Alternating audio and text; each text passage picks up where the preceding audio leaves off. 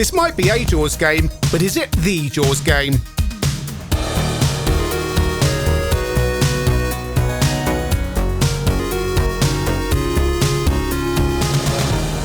Do do do do do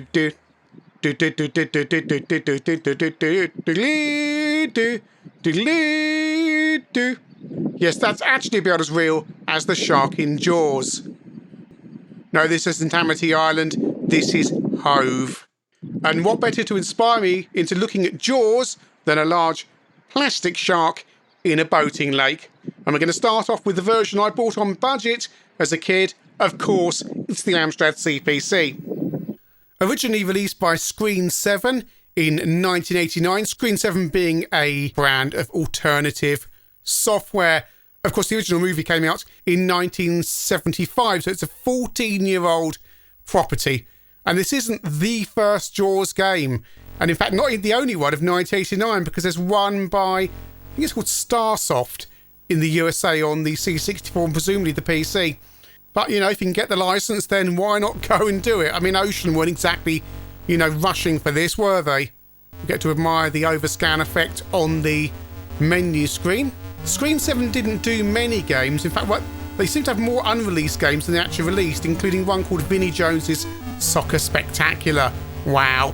So you have to basically hunt down the shark. You know the deal.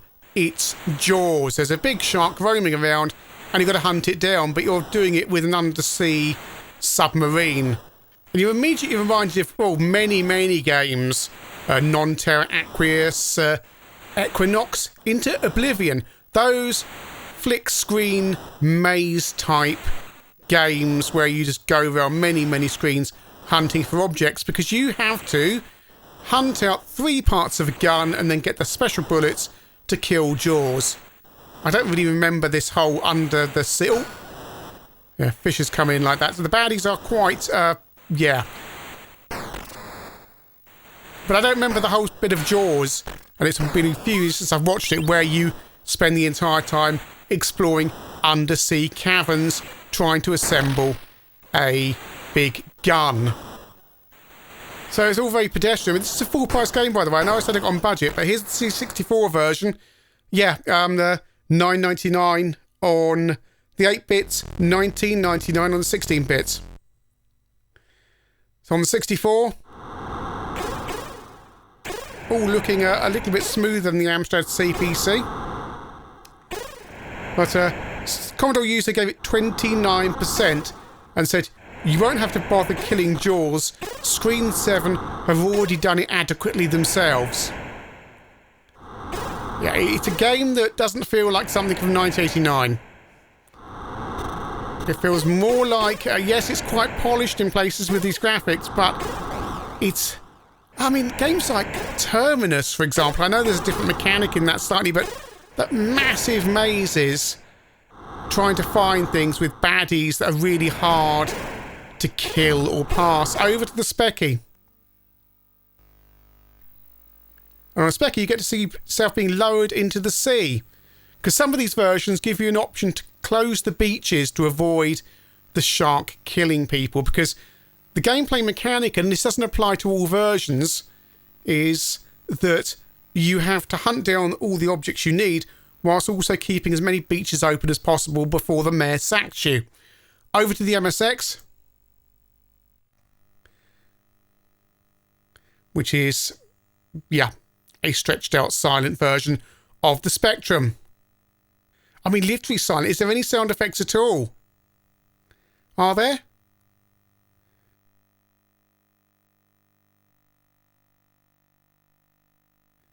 Wait till a baddie touches me. It won't be long. Flashing baddies, you can't... Yeah, I mean, I blew those baddies up there with the smart bomb, but nothing happened. Yeah, nothing happens. The MSX is completely silent. Flashing baddies cannot be shot. Well, they can be shot with special bullets, but you won't be seeing many of those. Normal baddies, non-flashing, can be shot by 1 or 2 bullets usually, and you'll usually be rewarded with an item, which can be one of the items you're looking for. That's a smart bomb. I'm just going back and forth trying to get there. So that should blow up all those baddies. So you can kill flashing baddies with a smart bomb. Oh, it's so 1985-6 budget game. That's it. Lots of screens, lots of repeated screens to save memory. So you feel like you're going round in a circle. Over to the Atari ST, cracked by the amazing Medway boys. So we get these above ground or above sea graphics. There's, which character's that? Brody? No, can't remember. Anyway, so I've been lowered down as per Jaws, and I have to go and hunt for the gun. I mean, why aren't you just sailing above the sea, hunting Jaws down and battling him off? It's such a tenuous link to the movie. You know, alternative, use the iconic Jaws imagery on the game cover, and of course I fell for that on budget in W.H. Smith's.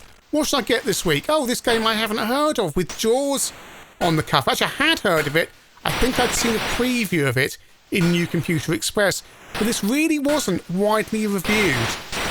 The Specky magazines actually seem to cover it. I don't think Crash got it, but your Sinclair gave it 88%, but 68% on re-release. Sinclair used 63%.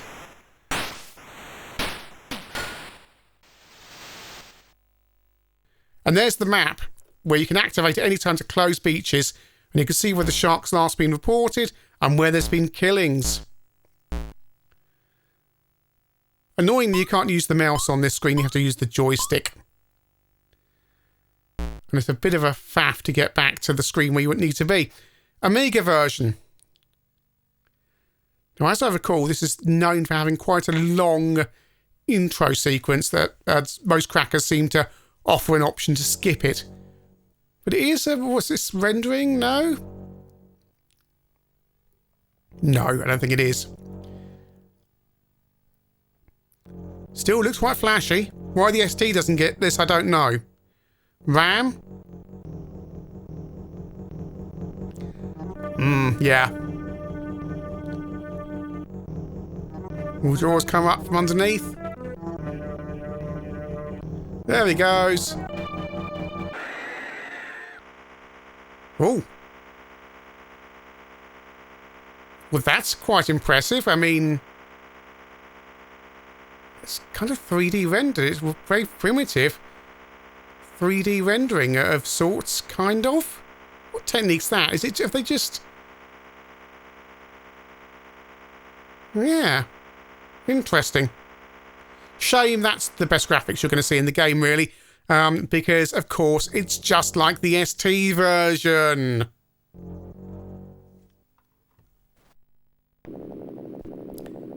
The time's very accelerated, and there's our beaches. We've had no shark attacks yet. Got this screen here that tells you which crew members are going underwater and so on. You're on the Amiga, and all you get is a heavy breathing phone call as the soundtrack. I mean, is this the worst soundtrack of any Amiga game? Just the programmer heavy breathing. It's pathetic. It's absolutely pathetic.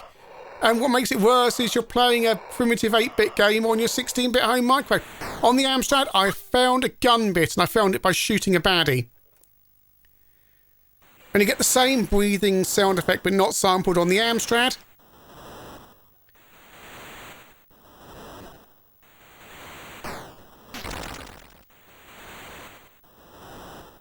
I'm going to say it again, it feels so much like a budget game from years before.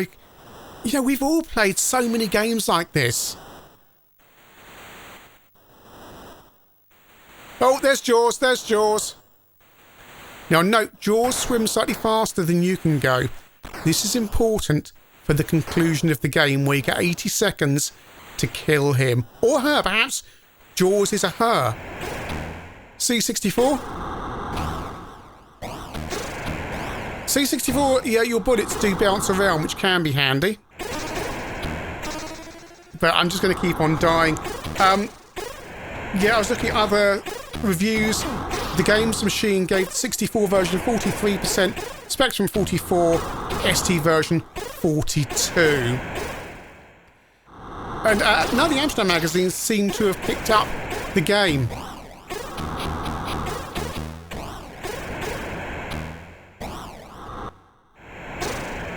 Oh, yeah, as you see, the game just has horrible stuff like that where things just come at you. And I mentioned there's other versions of the game, and I mentioned that C64 version from Starsoft. There is an earlier version of Jaws, unofficial, on the Spectrum as well. There's also a PC version of Jaws. Ordinarily I'd cover it, but my Amstrad PC 2086 is in to be looked at because the power supply blew up. So not doing that one today, I'm afraid. Spectrum version. It's basically, I mean, I know Sabrewolf is a completely different style of game, although is it? I mean, look at this screen here. It's kind of, it's got that.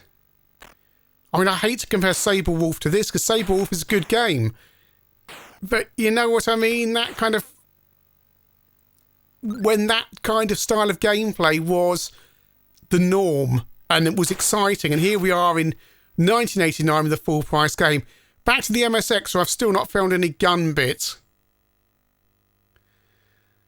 You've got to work your way past here, which means shooting those two baddies and then avoiding the third flashing baddie, which means it's all about timing and precision, and it's so dull and hard.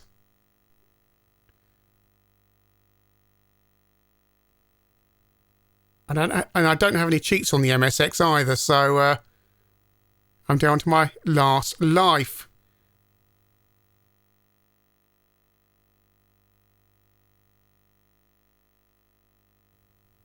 So picked up those bits there. And I've died. Great. ST version.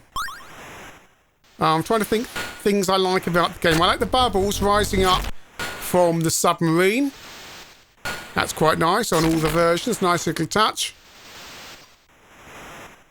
Yeah. And then to make some of the baddies flash in a psychedelic way. Why do some baddies need to be... why are you not able to shoot them without the special bullets? It seems like an arbitrary decision to make the game harder. So we played this game and it's too easy, so we just make it incredibly harder.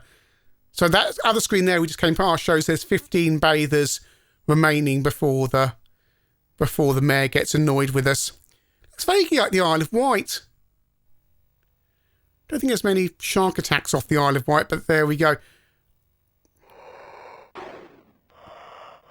So this game is so remarkably tedious that I just went to the RZX archive, and kudos to whoever played through the game so that I could see the end of the game.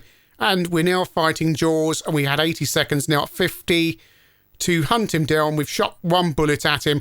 We have to shoot all four at him before he will die, and he just continuously swims around the top from right to left.